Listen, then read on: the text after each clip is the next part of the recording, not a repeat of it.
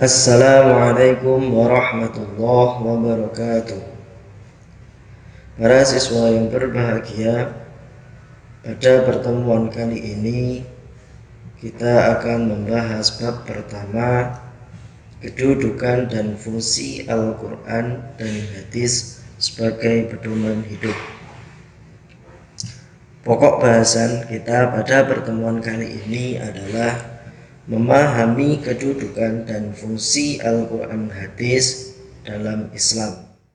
Materi yang pertama adalah pengertian Al-Quran.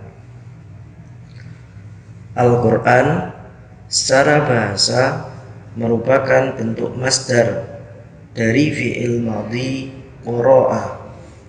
Qara'a yaqra'u Qur'anan, yang artinya adalah bacaan. Sedangkan menurut istilah, Al-Quran adalah wahyu Allah atau firman Allah yang diturunkan kepada Nabi Muhammad SAW melalui malaikat Jibril, dan membacanya merupakan ibadah.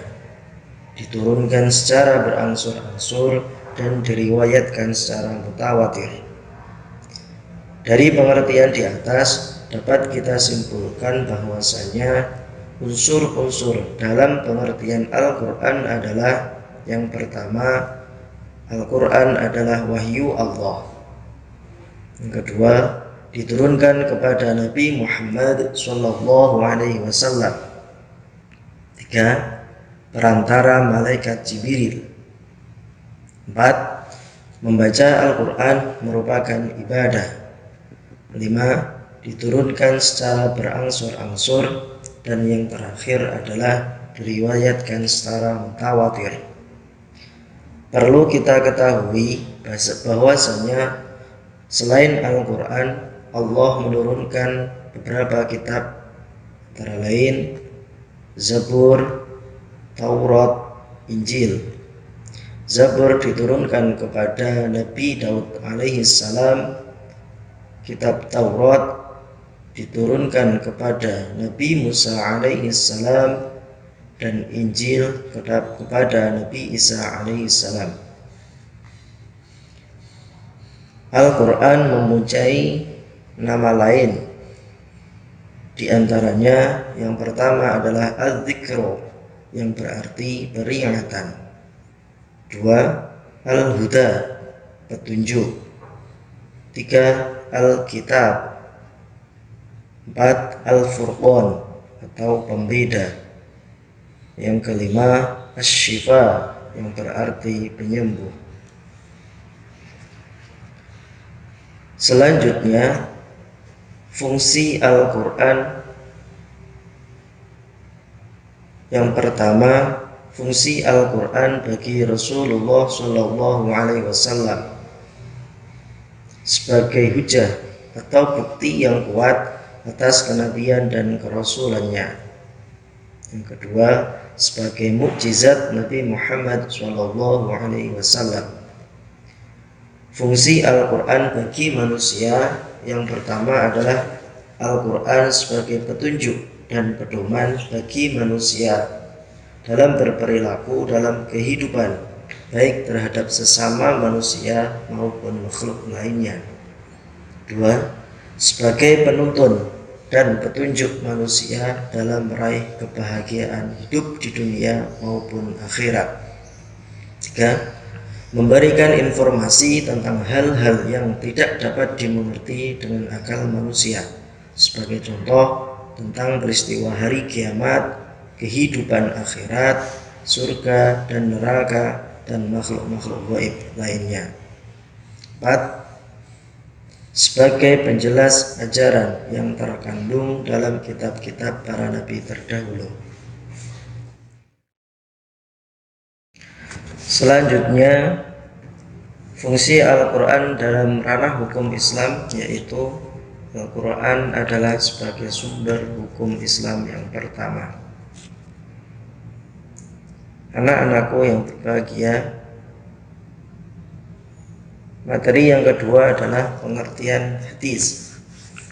Hadis menurut bahasa adalah merupakan bentuk masdar dari fi'il madhi hadatsa yang berarti baru, peristiwa, perkataan, yang kemudian ditambah lam ta'rif menjadi al-hadizu yang artinya ucapan atau riwayat atau sunnah Nabi Muhammad SAW.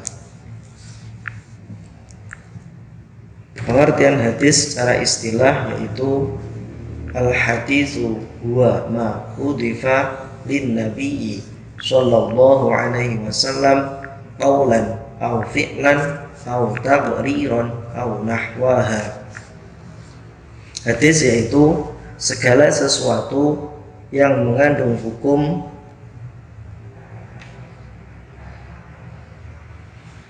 yang disandarkan kepada Nabi Muhammad SAW, baik perkataan, perbuatan, sikap, atau sejenisnya. Pengertian hadis yang lain yaitu hadis adalah segala ucapan, perbuatan, dan keadaan Nabi Muhammad SAW. Yang kedua, hadis adalah segala perkataan, perbuatan, dan takrir Nabi Muhammad SAW yang berkaitan dengan hukum. Selanjutnya, fungsi hadis. Fungsi hadis dibagi menjadi 3. Yang pertama, fungsi hadis dalam ranah hukum Islam, yaitu hadis merupakan sumber hukum Islam yang kedua setelah Al-Quran. Yang kedua, fungsi hadis terhadap Al-Quran. Yang pertama, hadis sebagai penguat atau mengukuhkan hukum-hukum yang telah ada dalam Al-Quran. 2. Sebagai penjelas ayat-ayat Al-Quran yang masih bersifat global atau mujmal. 3. Sebagai pembatas keumuman Al-Quran. 4. Penjelas suatu ayat yang tidak bisa dilogika, sebagai contoh peristiwa Isra Mi'raj. Fungsi hadis yang ketiga adalah fungsi hadis dalam kehidupan manusia. Yang pertama, hadis sebagai petunjuk dan dasar hukum dalam melaksanakan ibadah. 2. Sebagai uswatun hasanah atau teladan yang baik dalam kehidupan beragama, sosial, dan bernegara. Selanjutnya, macam-macam hadis. Yang pertama, hadis qudsi, yaitu hadis yang isinya langsung dari Allah Subhanahu wa Ta'ala, kemudian disampaikan oleh Rasulullah SAW kepada umatnya dengan redaksi Rasulullah sendiri. Yang kedua, hadis qauli, yaitu ucapan-ucapan Rasulullah SAW. 3. Hadis fi'li, hadis yang bersumber dari segala perbuatan Rasulullah SAW. Yang keempat, hadis taqriri, yaitu sikap Rasulullah ketika melihat perbuatan para sahabat. Selanjutnya, beberapa istilah yang berkaitan dengan hadis. Yang pertama, matan hadis, yaitu bunyi atau lafal hadis itu sendiri. 2. Sanad, urutan asal periwayatan hadis. 3. Rawi, yang meriwayatkan hadis. 4. Asbabul wurud, sebab-sebab munculnya hadis. Yang kelima, muttafaqun alaih, artinya bahwa hadis itu telah disepakati para ahli hadis tentang kesahihannya.